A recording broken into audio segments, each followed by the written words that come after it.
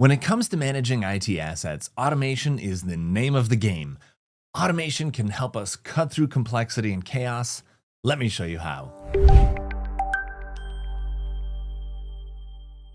Hi, Matt Beran, product specialist at InvGate. Between Android, iPhone, laptops, servers, and network gear, there is a lot to keep track of. This is why we have so many automation features in InvGate Asset Management, so that you can build what you need. Here are 7 automation ideas to help you get a handle on assets and get back to work. First, the one thing you want to know about every single asset. Is it good or does it need attention? For this, we use something called health status. So you can see that on the notebook screen right here. Health is warning. There's also health is critical. For this, we use health status, and health status allows us to configure what healthy means for each asset type. This health status can be configured to the asset details and indicate the criticality of not meeting one of those specific details. So for instance, I've got one here for GDPR compliance.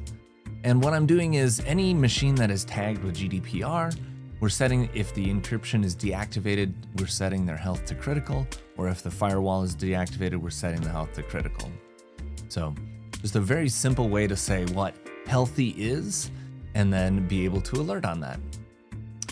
Once configured, simply use plain language to search for those assets or use the dashboard function to be informed of actions that need to be taken. If your customers and colleagues have the rights to install things on their machines, this automation is a great one.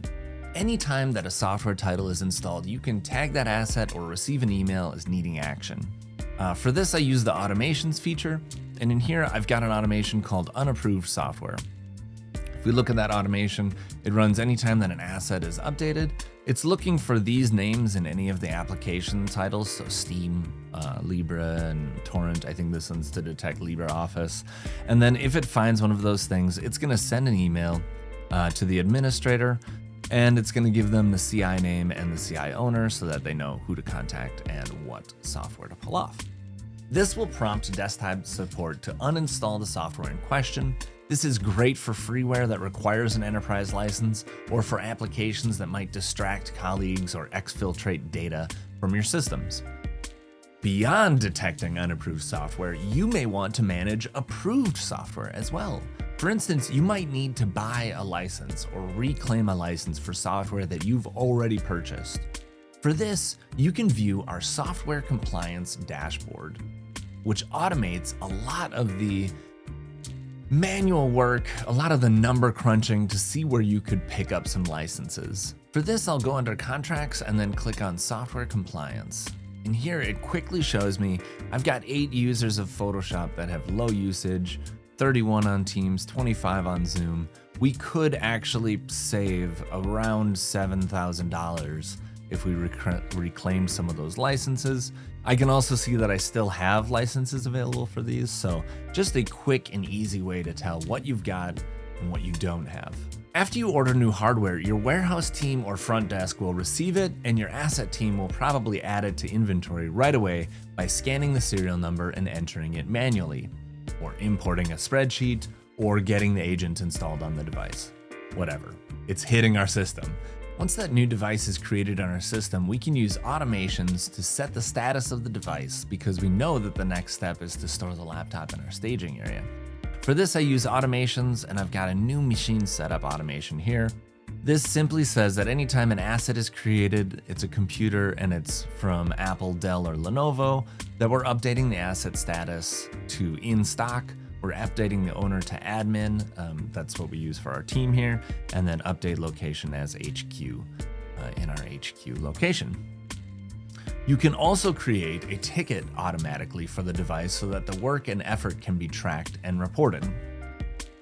To do that, I would add an action, and I would either send an email or do a web service call over to our service management system. Once these assets go live and are assigned to some of your colleagues, you can get alerts on some of the most important details about the computer, like warranty or contract expiration. Once the device reaches a specific age or it gets a specific number of open tickets, and you can even alert on the decreased value of the device.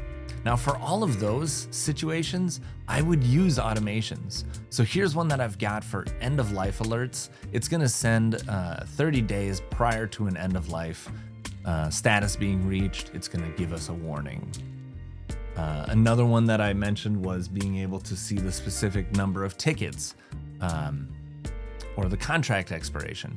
Here's the contract expiration one, and it's basically looking to say, hey, if the contract is exactly 90 days old or 60 days old, send an email notification. Let us know that we need to renew it.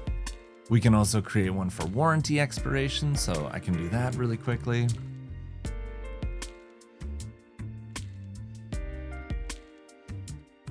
There, I've set up an automation for warranty expiration.